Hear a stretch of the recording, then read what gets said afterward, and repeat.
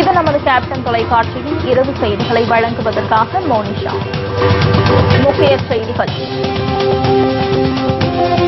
ஓட்டுக்கு பணம் வாங்கினால் 1 வருடம் சிறை தண்டனை, தலைமை தேர்தல் ஆணையம் அதிரடி எச்சரிக்கை.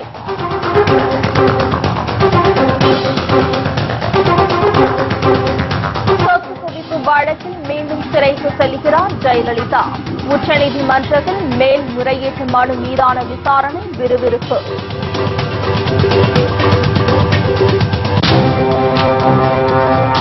ஓ பன்னீர்செல்வம், நத்தம் விஸ்வநாதன் உள்ளிட்டோரின் பதவி பறிக்கப்படுவதுடன் விரைவில் கைது செய்யப்படலாம் என பரபரப்பு தகவல்.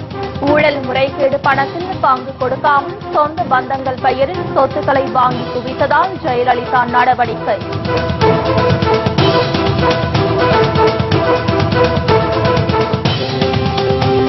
பெட்ரோல் விலை லிட்டருக்கு 3 ரூபாயும், டீசல் விலை ₹1.90 உயர்வு நள்ளிரவு முதல் அமலுக்கு வரும் என எண்ணெய் நிறுவனங்கள் அறிவிப்பு.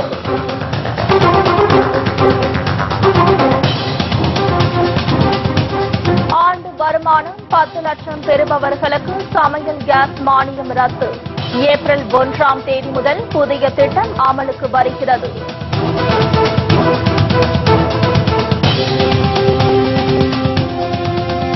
விரிவான செய்திகள். ஓட்டுக்கு பணம் வாங்கியது உறுதி செய்யப்பட்டால் ஓராண்டு சிறை தண்டனை விதிக்கப்படும் என தலைமை தேர்தல் ஆணையம் எச்சரித்துள்ளது.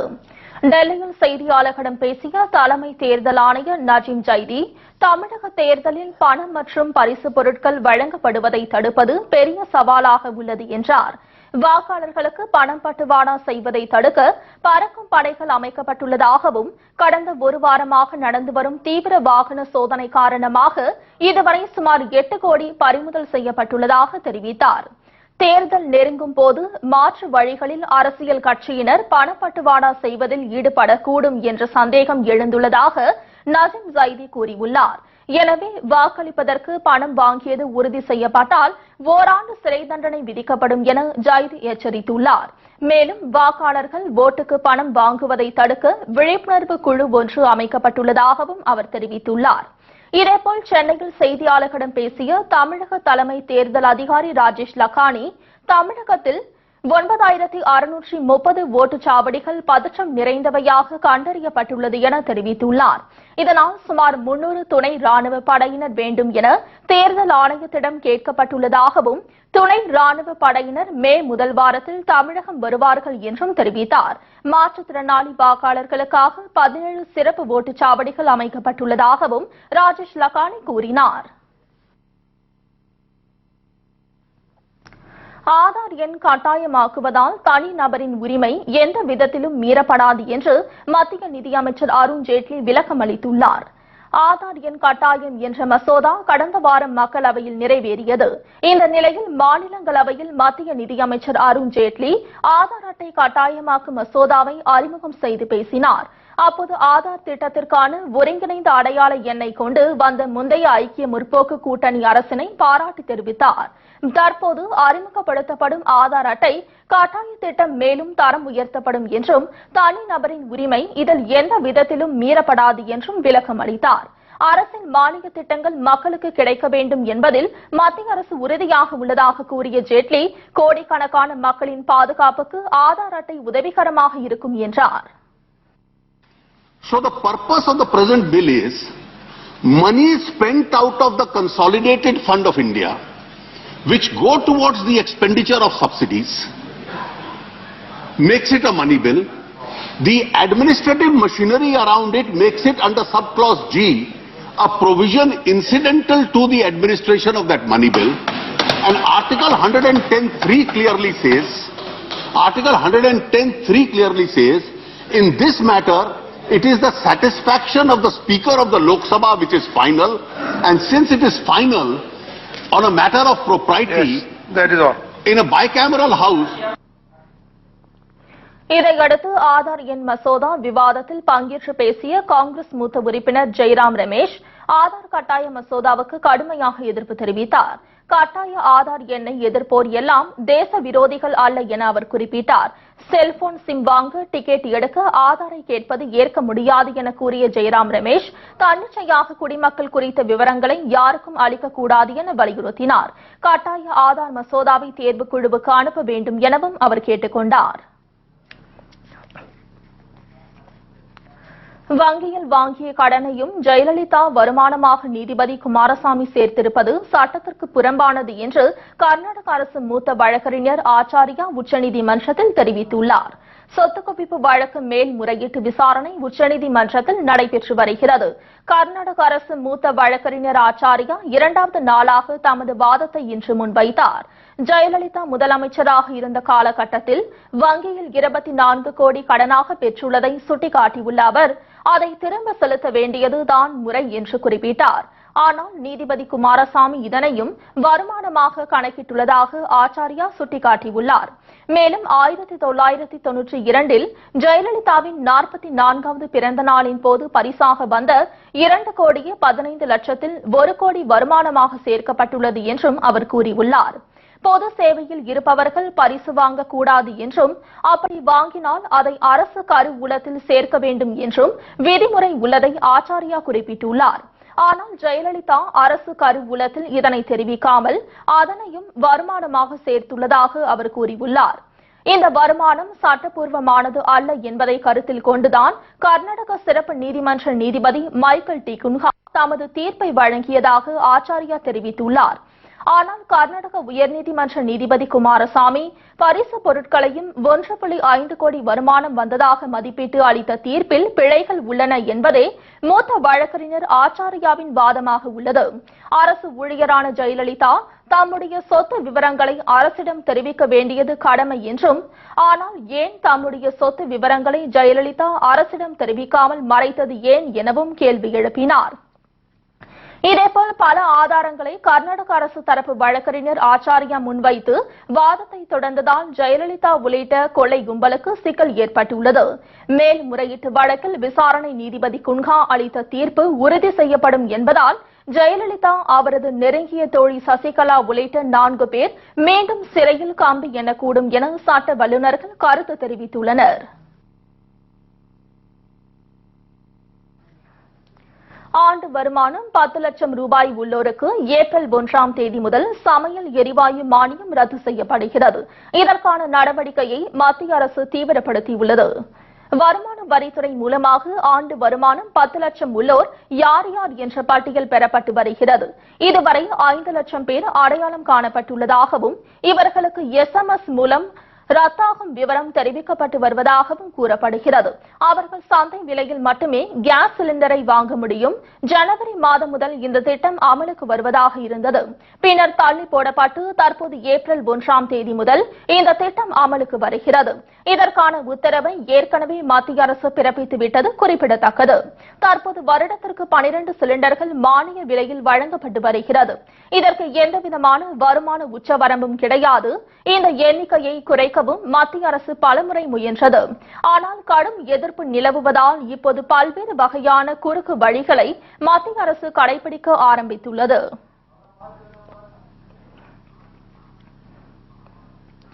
இந்திய தேசிய கபடி அணியில் விளையாடிய சுக்வீந்தர் சிங் அடையாளம் தெரியாத 2 நபர்களால் சுட்டுக் கொலை செய்யப்பட்டது பரபரப்பை ஏற்படுத்தியுள்ளது. கொலையாளிகள் பல ரவுண்டுகள் சுடும் காட்சி சிசிடிவி கேமராவில் பதிவாகியுள்ளது. ஹரியானா மாநிலம் ரோட்டக் நகரை அடுத்த ரெத்வால் கிராமத்தை சேர்ந்தவர் சுக்வீந்தர் சிங். இந்திய தேசிய அணிக்காக விளையாடும் கபடி வீரராகும்.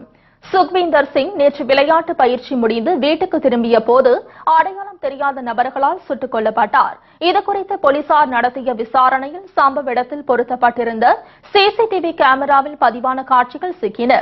அதில் சுக்வீந்தர் சிங் செல்போனில் பேசியபடி வீட்டுக்கு நடந்து செல்வதும், எதிர்ப்புறமாக ஸ்கூட்டரில் இருவர் வருவதும், அதில் பின்னால் உட்கார்ந்திருந்தவர் சுக்வீந்தர் சிங்கின் நெஞ்சை பார்த்து சுடுவதும் பதிவாகியுள்ளது.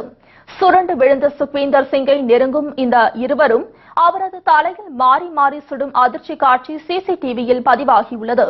இதையடுத்து குற்றவாளிகளை போலீசார் கைது செய்யும் முயற்சியில் ஈடுபட்டுள்ளனர். தேமுதிக தலைவர் கேப்டன் விஜயகாந்த் மீது தமிழக அரசு தொடர்ந்துள்ள அவதூறு வழக்குகளை ரத்து செய்ய கோரி தாக்கல் செய்த மனு வெள்ளிக்கிழமை விசாரணைக்கு வருகிறது. அதிமுக ஆட்சியில் நிலவும் அவலங்களையும் ஊழல்களையும் தேமுதிக தலைவர் கேப்டன் விஜயகாந்த் மக்கள் மத்தியில் அம்பலப்படுத்தி வருகிறார். அதேபோல் திருமதி பிரேமலதா விஜயகாந்த் அதிமுக ஆட்சியின் ஊழல் முறைகேடுகள் மற்றும் நிர்வாக திறன் குறித்து பல இடங்களில் பேசியுள்ளார். ஆனால் இதனை பொறுத்துக் கொள்ளாத ஆளும் அதிமுக அரசு காழ்ப்புணர்ச்சி காரணமாக தேமுதிக தலைவர் கேப்டன் மீதும் திருமதி பிரேமலதா விஜயகாந்த் மற்றும் தேமுதிக நிர்வாகிகள் மீதும் ஏராளமான அவதூறு வழக்குகளை தொடர்ந்துள்ளது. இது தொடர்பான ஒரு வழக்கை விசாரித்த உச்சநீதிமன்றம் தமிழக அரசுக்கு கடும் கண்டனம் தெரிவித்துள்ளது. ஆனால் திருந்தாத தமிழக அரசு மீண்டும் மீண்டும் கேப்டன் மீது அவதூறு வழக்குகளை தொடர்ந்து அச்சுறுத்தும் வகையில் ஈடுபட்டு வருகிறது. இந்த நிலையில் கேப்டன் விஜயகாந்த் மற்றும் தேமுதிகவினர் மீது தமிழக அரசு தொடர்ந்து அவதூறு வழக்குகளை ரத்து செய்ய கோரி தேமுதிக வழக்கறிஞர் GS மணி உச்சநீதிமன்றத்தில் மனு தாக்கல் செய்துள்ளார். இந்த மனு வரும் வெள்ளிக்கிழமை விசாரணைக்கு வரவுள்ளது. உடுமலைப்பேட்டையில் தலித் இளைஞர் சங்கர் படுகொலையை தமிழக அரசு தடுத்து நிறுத்த தவறிவிட்டது என மதிமுக பொதுச் செயலாளர் வைகோ குற்றம் சாட்டியுள்ளார். நெல்லையில் செய்தியாளர்களிடம் பேசிய வைகோ, ஆணவ கொலையை கண்டித்து சென்னையில் 21ஆம் தேதி மக்கள் நல கூட்டணி சார்பில் போராட்டம் நடத்தப்படும் என்றார். கடந்த 3 ஆண்டுகளில் 81 சாதிய படுகொலை நடந்துள்ளதற்கு அவர் கண்டனம் தெரிவித்தார். ஊழல் ஆட்சி நடத்திய ஜெயலலிதா மீண்டும் ஆட்சிக்கு வரக்கூடாது என கூறிய வைகோ, சொத்து குவிப்பு வழக்கில் ஜெயலலிதாவின் தண்டனை உறுதி செய்யப்படும் என கூறப்படுவதாக தெரிவித்தார். பின்னர் 2 முறை அவர்களை கொலை செய்வதற்கு முயற்சி நடந்திருக்கிறது. அவர்களை விசாரித்து கொலை செய்து விடுவோம் என்று மிரட்டியதற்கு வழக்கு போட்டிருக்க வேண்டும் அல்லவா? பொய் வழக்கு எவ்வளவு வழக்கு போடுறாங்க போலீஸ்ல. எனவே இந்த படுகொலையை தடுக்க தவறியது தமிழக அரசின் காவல்துறை என்று நான் குற்றம் சாட்டுகிறேன். சட்டம் ஒழுங்கை காக்க இந்த அரசு முற்றிலும் தவறிவிட்டது என்று குற்றம் சாட்டுகிறேன். 81 படுகொலைகள் ஆணவ கொலைகள் நடைபெற்றிருக்கின்றன. இந்த சாதிய வெறி உணர்ச்சியை தூண்டுகிறவர்கள் போக்கை கண்டிப்பதற்கும் அந்த எண்ணம் வளரவிடாமல் தடுப்பதற்குமான ஒரு அறப்போராட்டத்தை சென்னையில் நாங்கள் நடத்துகிறோம். பேரறிஞர் அண்ணாவால் உருவாக்கப்பட்ட திமுக என்ற இயக்கம் கருணாநிதியிடமே இல்லை என்றும் அக்கட்சி கார்ப்பரேட் கம்பெனிகளின் கையில் சிக்கியுள்ளது என்றும் வைகோ வருத்தம் தெரிவித்துள்ளார். பெட்ரோல் விலை லிட்டருக்கு 3 ரூபாய் 7 காசுகளும், டீசல் விலை லிட்டருக்கு 1 ரூபாய் 90 காசுகளும் உயர்கிறது. இந்த விலை உயர்வு இன்று நள்ளிரவு முதல் அமலுக்கு வருகிறது. சர்வதேச சந்தையில் கச்சா எண்ணெயின் விலை நிலவரம், இந்திய ரூபாயின் மதிப்பு ஆகியவற்றின் அடிப்படையில் 15 நாட்களுக்கு ஒருமுறை பெட்ரோல் டீசல் விலையை எண்ணெய் நிறுவனங்கள் மாற்றி அமைத்து வருகிறது. அதன்படி பெட்ரோல் லிட்டருக்கு 3 ரூபாய் 7 காசுகளும், டீசல் விலை லிட்டருக்கு 1 ரூபாய் 90 காசுகளும் உயர்த்தப்பட்டுள்ளது. இந்த விலை உயர்வு இன்று நள்ளிரவு முதல் அமலுக்கு வரும் என எண்ணெய் நிறுவனங்கள் அறிவித்துள்ளது. இந்த விலை உயர்வு காரணமாக அத்தியாவசிய பொருட்களின் விலை உயரும் அபாயம் ஏற்பட்டுள்ளது.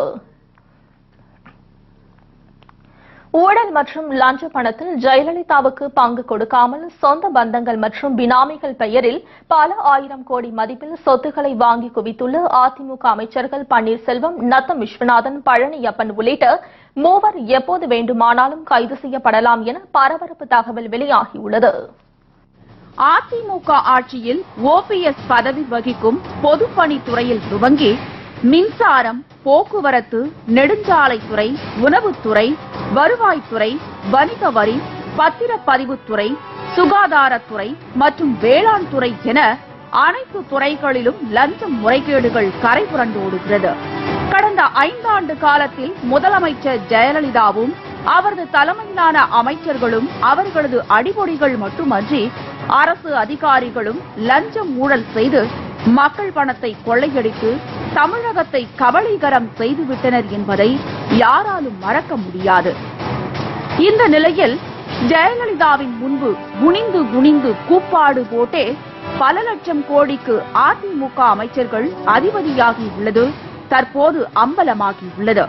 இதனை உளவுத்துறை மூலமாக கண்டறிந்த ஜெயலலிதா, ஓ பன்னீர்செல்வம், நத்தம் விஸ்வநாதன், எடப்பாடி பழனிசாமி, வைத்தியலிங்கம், பழனியப்பன் உள்ளிட்ட 5 அணியினரை அதிமுகவிலிருந்து ஓரம் கட்டினார்.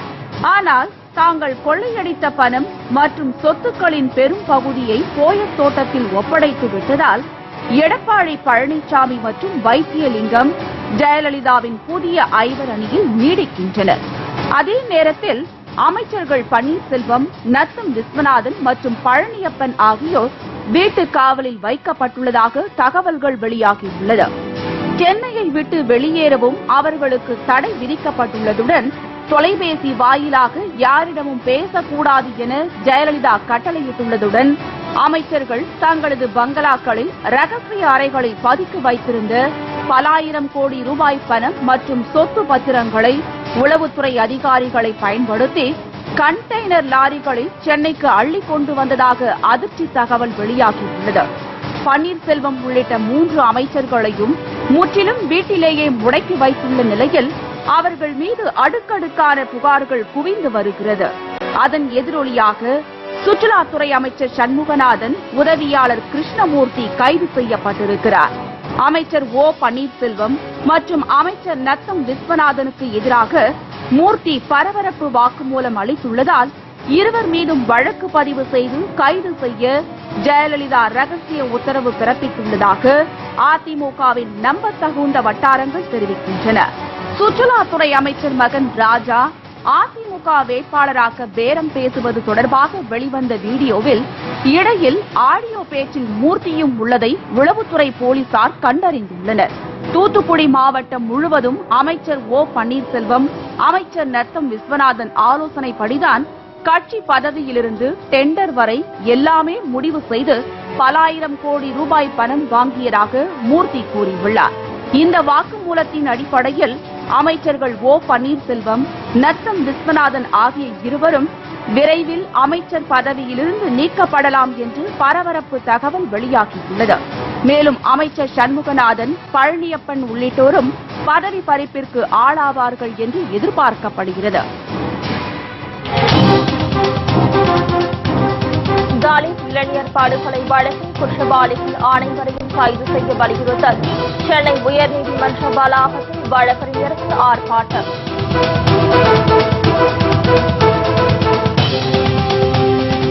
பத்தாம் வகுப்பு பொதுத் தேர்வு எழுத அனுமதி மறுப்பு. தலைமை ஆசிரியர் மீது நடவடிக்கை எடுக்க கோரி மாவட்ட ஆட்சியர்கள் பாதிக்கப்பட்ட மாணவர் பூங்கா.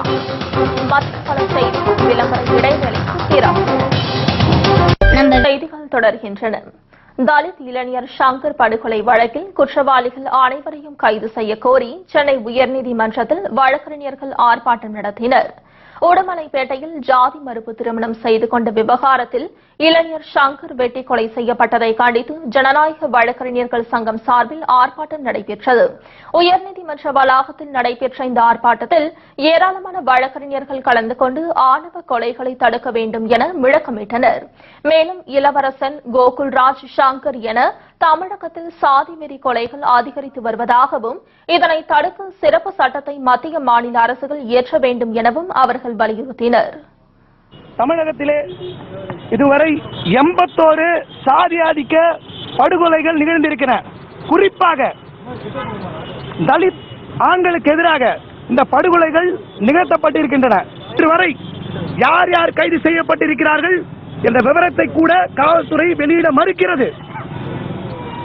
ஏன் மறுக்கிறார்கள் என்பதற்கு உதாரணம் நிச்சயமாக இவர்கள் சாதி ஆதிக்க பக்கம் இருக்கிறார்கள் என்பதை வெளிக்காட்டுகிறது. இந்த தினத்திலே காவல்துறை கண்டித்தும் சாதி மறுப்பு திருமணம் செய்யவிருக்கும் தம்பதிகளை பாதுகாக்க உடனடியாக அவசர சட்டம் இயற்ற வேண்டும் என. சங்கரின் படுகொலையை கண்டித்து சென்னை வேளச்சேரியில் இந்திய ஜனநாயக வாலிபர் சங்கத்தினர் ஆர்ப்பாட்டத்தில் ஈடுபட்டனர். அப்போது ஜெயலலிதா அரசை கண்டித்து அவர்கள் முழக்கங்களை எழுப்பினர். இதையடுத்து அங்கு வந்த போலீசார் அனைவரையும் கைது செய்தனர்.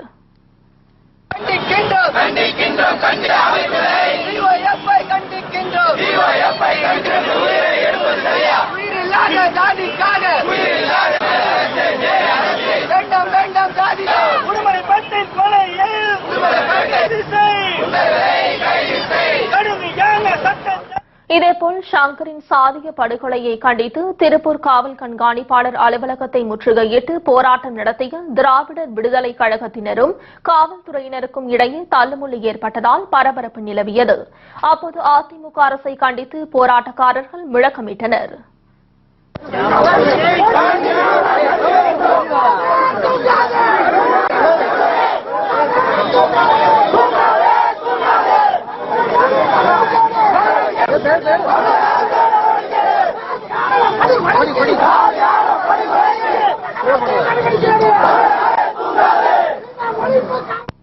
கிருஷ்ணகிரி அருகே 10ஆம் வகுப்பு பொதுத் தேர்வு எழுத அனுமதி மறுக்கப்பட்ட மாணவி தனது தந்தையுடன் மாவட்ட ஆட்சியரிடம் புகார் அளித்துள்ளார்.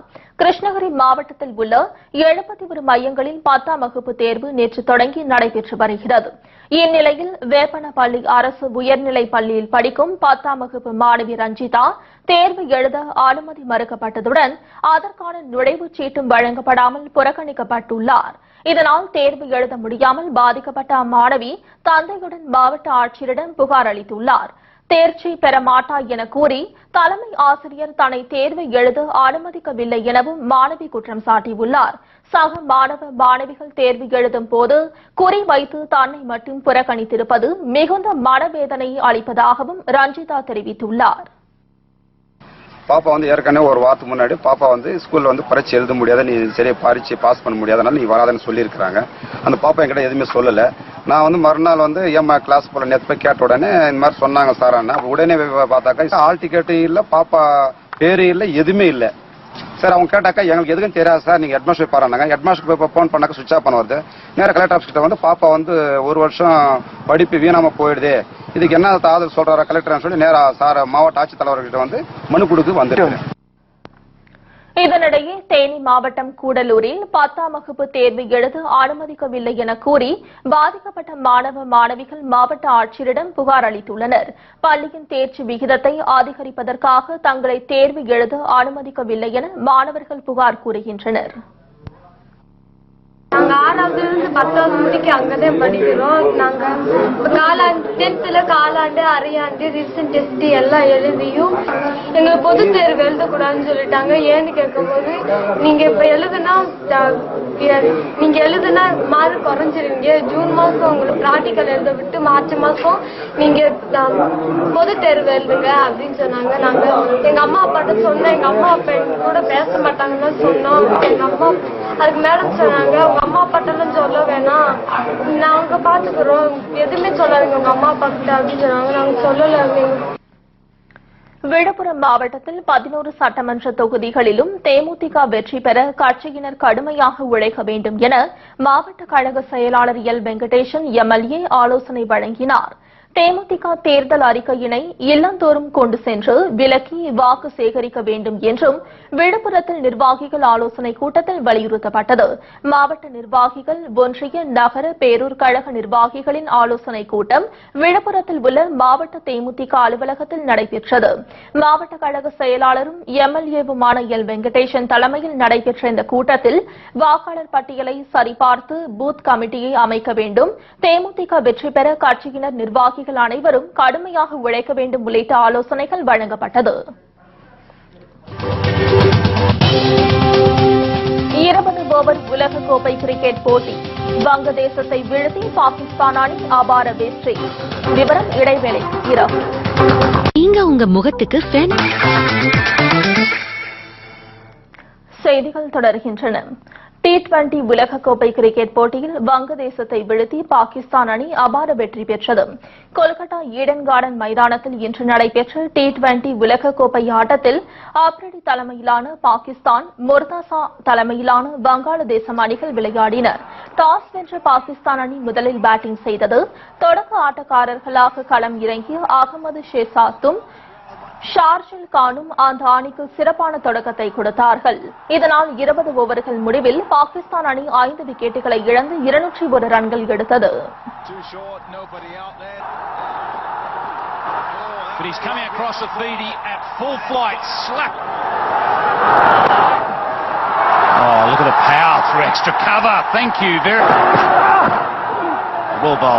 Right up into that block hole to finish off. So 201 is the total.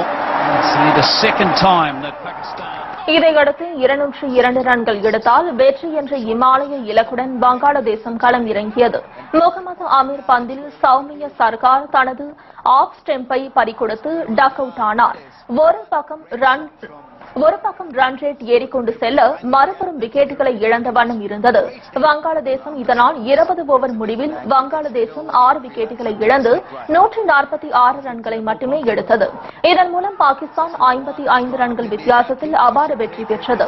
Pakistan தரப்பில் முகமது அமீர் மற்றும் அப்ரிடி தலா 2 விக்கெட்டுகளை வீழ்த்தினார்கள். ஆட்ட நாயகனாக அப்ரிடி தேர்வு செய்யப்பட்டார்.